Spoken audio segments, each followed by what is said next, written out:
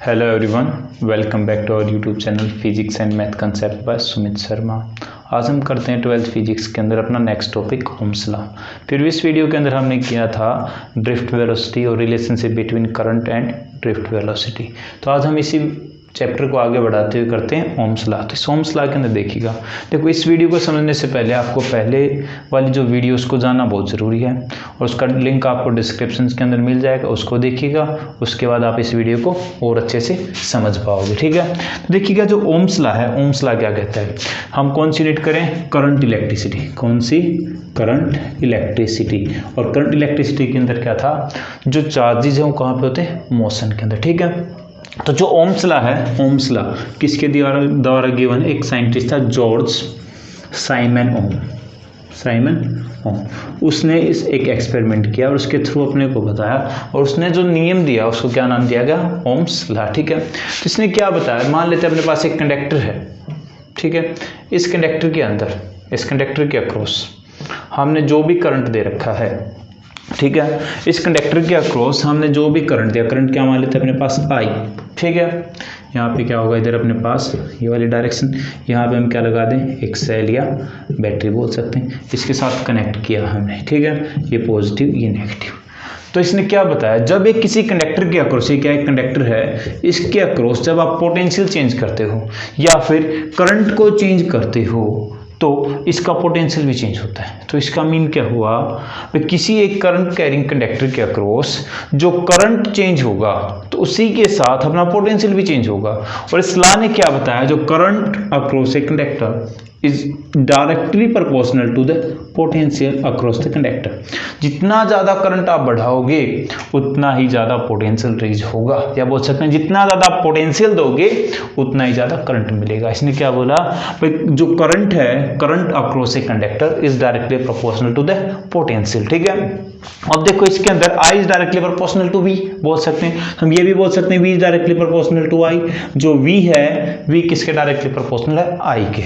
यदि V बढ़ेगा, V का मीन क्या, हमने जो पोटेंशियल दिया है वो इंक्रीज करेगा तो इस कंडक्टर के अक्रॉस जो करंट होगा वो भी क्या करेगा, इंक्रीज करेगा। किसने बताया, ये ओम्स लॉ ने, ठीक है। तो ओम्स लॉ ने जो स्टेटमेंट दी उसके लिए कुछ कंडीशंस थी।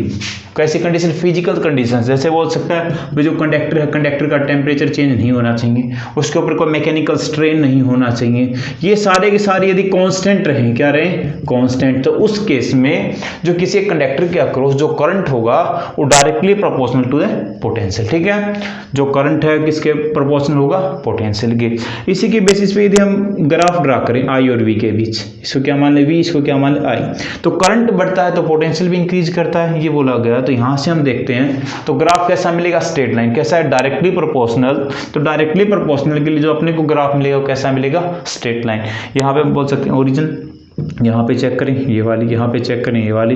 तो जो करंट है, करंट के साथ जो पोटेंशियल है वो भी चेंज करता है। किसने बताया, ओम्स लॉ ने बताया, ठीक है। एक बार फिर रिवाइज कर लेते हैं। Current through a conductor is directly proportional to the potential. जितना ज्यादा पोटेंशियल होगा उतना ज्यादा करंट, जितना करंट होगा उतना ही पोटेंशियल, डायरेक्टली प्रोपोर्शनल है, उसी के हिसाब से वो चेंज करेगा। ज्यादा पोटेंशियल तो ज्यादा करंट, ज्यादा करंट तो ज्यादा पोटेंशियल, बोल सकते हैं डायरेक्टली प्रोपोर्शनल है। यहां से अपने को ग्राफ मिला, किसने बताया, ओम्स लॉ ने, ठीक है। अब ओम्स लॉ के थ्रू अपने को देखो यहां से भी is directly proportional to I है, हम इस डायरेक्टली प्रोपोर्शनल के साइन को रिमूव करते हैं तो अपने पास एक कांस्टेंट आना चाहिए। और कांस्टेंट क्या है, देखो V इक्वल्स टू RI। यहाँ पे R एक कांस्टेंट मिला, क्या मिला, R एक कांस्टेंट। ये R क्या है, इस R को जान लेते हैं, R क्या होगा, कांस्टेंट। वैसे कांस्टेंट कैसे आता है, जब हम डायरेक्टली प्रोपोर्शनल के साइन को रिमूव करते हैं तो अपने पास एक कांस्टेंट आता है और उस कांस्टेंट को हमने नाम क्या दिया, R। और ये R क्या है, रेजिस्टेंस। क्या है, रेजिस्टेंस। क्या बोलेंगे, रेजिस्टेंस एक कांस्टेंट है, ठीक है। तो इस रेजिस्टेंस के बारे में हम जानेंगे, लेकिन पहले हम एक बार फिर रिवाइज कर लेते हैं। ओम्स लॉ क्या कहता है, किसी एक कंडक्टर के अक्रॉस जितना ज्यादा करंट होगा या करंट रेज करेंगे तो उसका पोटेंशियल भी रेज करेगा। I is directly proportional to V, और बोल सकते हैं V is directly proportional to I, ठीक है। तो यहां से हमने रिमूव किया डायरेक्टली प्रोपोर्शनल को, तो अपने पास एक कांस्टेंट आया, उस कांस्टेंट का नाम क्या दिया हमने, R। कांस्टेंट क्या है, R। ये I क्या है, करंट। तो यहां से क्या मिलेगा अपने पास, V equals to R I, या लिख सकते हैं V equals to I R. ये किसके अकॉर्डिंग है? ओम्स लॉ के अकॉर्डिंग। ये एक्सप्रेशन बहुत ज्यादा इंपॉर्टेंट है, बहुत ज्यादा आगे तक काम में आएगी, तो इस एक्सप्रेशन को ध्यान रखना। अब जो अपने को एक क्वांटिटी मिली यहां से रेजिस्टेंस, रेजिस्टेंस क्या एक कांस्टेंट है, कैसा कांस्टेंट है, क्या होता है रेजिस्टेंस, वो जानते हैं अब हम। तो ओम्स लॉ आपको समझ में आ गया। किसके लिए रहेगा? इसके लिए पर्टिकुलर कंडीशंस रहेंगी, जैसे टेम्परेचर या स्ट्रेन कांस्टेंट रहना चाहिए। यदि ये कांस्टेंट नहीं होंगे तो जरूरी नहीं आई है वो डायरेक्टली प्रोपोर्शनल टू वी हो। अब देखो ये सिर्फ किसके लिए है? कंडक्टर्स के लिए। किनके लिए? कंडक्टर्स के लिए ओम्स लॉ अप्लाई होता है। इसके अलावा आप सेमीकंडक्टर्स पढ़ोगे, सेमीकंडक्टर के अंदर आपको मिलेंगी नॉन ओमिक डिवाइसेस। दो टाइप की डिवाइसेस होंगी, एक तो कैसी ओमिक डिवाइसेस, दूसरी कौन सी होंगी? Non ohmic devices. Ohmic devices कौन सी होंगी? जो ओम्स लॉ को फॉलो करेंगी। जो ओम्स लॉ को फॉलो करते हैं वो कैसी होंगी? Ohmic devices. और जो ओम्स लॉ को फॉलो नहीं करते वो कैसे आएंगी? Non ohmic devices. तो अब आप एक कैसी इस रेजिस्टेंस के, तो रेजिस्टेंस देखिए, रेजिस्टेंस को देखिएगा अभी। देखो हमने जो ओम्स लॉ के अनुसार पढ़ा है, V is directly proportional to I, V equals to I R मिल गया। R क्या? कांस्टेंट। कांस्टेंट को लिखना चाहें तो क्या लिख सकते हैं? V by I। तो यहाँ पे जो R है, इस R को क्या नाम दिया हमने? रेजिस्टेंस। क्या नाम दिया? रेजिस्टेंस। अभी रेजिस्टेंस होता क्या, इसको जान लेते हैं। देखिएगा अपने पास जैसे एक कंडक्टर है, इस कंडक्टर के अक्रॉस, कैसा सिलेंड्रिकल कंडक्टर मान लेते हैं, ठीक है। इसके अक्रॉस करंट जा रहा है, इधर से करंट निकला, इधर क्या? I करंट एंटर करा, I आ रहा है, ठीक है। इसके अक्रॉस एक पोटेंशियल, उस पोटेंशियल को हम क्या नाम दे दें? V इसके अक्रॉस पोटेंशियल, ठीक है। तो इसके अंदर देखो जो रेजिस्टेंस एक कांस्टेंट है, और जो कांस्टेंट क्वांटिटी होती है वो देखें तो अपने पास जो रेजिस्टेंस R इक्वल्स टू अपने को क्या मिला? V बाय आई। यहाँ से हम ये नहीं बोलते कि भाई जो R है डिपेंड करेगा V और I के ऊपर, ये ऐसा कुछ भी नहीं है। यहाँ पे अपने को R मिला। R क्या? एक न्यू क्वांटिटी है, कांस्टेंट है, और इसका नाम क्या है? रेजिस्टेंस। और रेजिस्टेंस क्या होगा? एन ऑब्स्टेकल या ऑब्स्ट्रक्शन बोल सकते हैं, एक बाधा है। ऑब्स्ट्रक्शन क्या होगी? एक बाधा है जो करंट को फ्लो करने से रोकती है। किसी भी एक कंडक्टर की क्या बोल सकते हैं? It is an property. क्या है? Property of conductor to resist of charge के रोकने की एक प्रॉपर्टी होती है। प्रॉपर्टी को हम क्या बोलते हैं? कंडक्टर के अंदर देखे आते हैं इलेक्ट्रिसिटी पास करते हैं। अब इलेक्ट्रिसिटी हो रही है बट कुछ है ये तो इसको ये रोकने वाला, तो वही रेजिस्टेंस, ठीक है। इलेक्ट्रिक की ऐसी जो चार्ज को रोकने का काम है, उस क्या नाम देते हैं? Resistance is an proof of an which flow of in the circuit. Circuit के कंडक्टर के अंदर चार्जेस फ्लो कर रहे हैं, फ्लो को रेसिस्ट जो प्रॉपर्टी है उसको क्या बोलते हैं?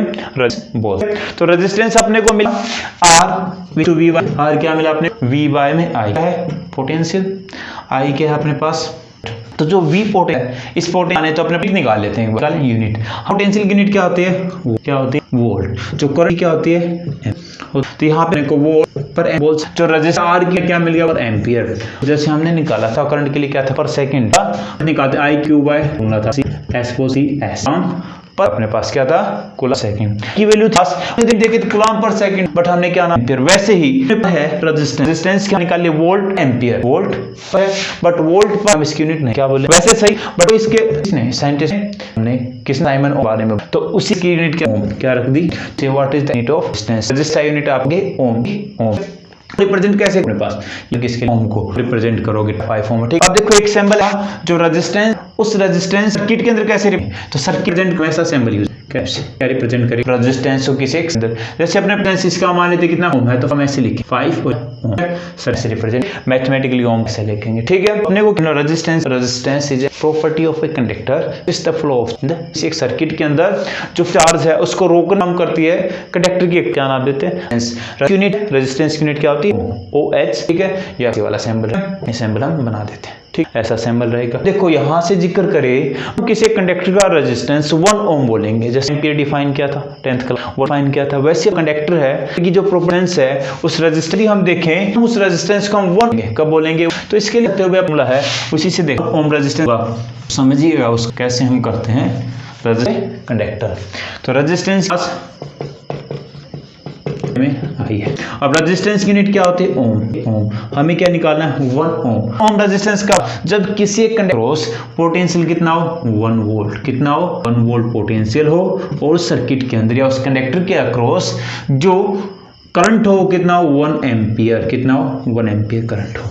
जब किसी एक कंडक्टर के अक्रॉस, ठीक है, पोटेंशियल 1 वोल्ट का हो और उसके अंदर से करंट 1 एम्पीयर पास हो रहा हो, तो उस केस में हम क्या बोलेंगे, उस कंडक्टर का जो रेजिस्टेंस रहेगा ओम, क्या ओम, कैसा रहेगा 1 ओम। इसको हम ये भी लिख 1 ओम ऐसे लिखते हैं, तो याद रख। तो आज हमने किया जो ओम्स लॉ है, ओम्स लॉ क्या बताता है, ओम्स लॉ से अपने को कौन सा नया कंसेप्ट मिलता है वो भी पता चल गया, कौन सा, रेजिस्टेंस का। अब नेक्स्ट वीडियो के अंदर हम करेंगे जो रेजिस्टेंस है, रेजिस्टेंस किन क्यों करता है, बहुत ही इंपॉर्टेंट क्वेश्चन है, पर रेजिस्टेंस किन क्यों करता है, रेजिस्टेंस की कितनी होती है और ये कैसे किसी एक सर्किट के अंदर एक्ट करेगी, इसमें लगाएं या पैरेलल में लगाएं, तो ये सारे हम जानेंगे नेक्स्ट वीडियो के अंदर। तो अपने इस वीडियो से पढ़ें और अपने यूट्यूब चैनल को लाइक करें, शेयर करें, टाइप करें, ताकि आपको नेक्स्ट के अपडेट भी मिलते रहें। और यदि कोई भी क्वेरी हो रही इस टॉपिक तो आपको कमेंट करके भी पूछ सकते हो या फिर वैसे कांटेक्ट करके पूछ सकते हो। तब तक के लिए स्टे होम,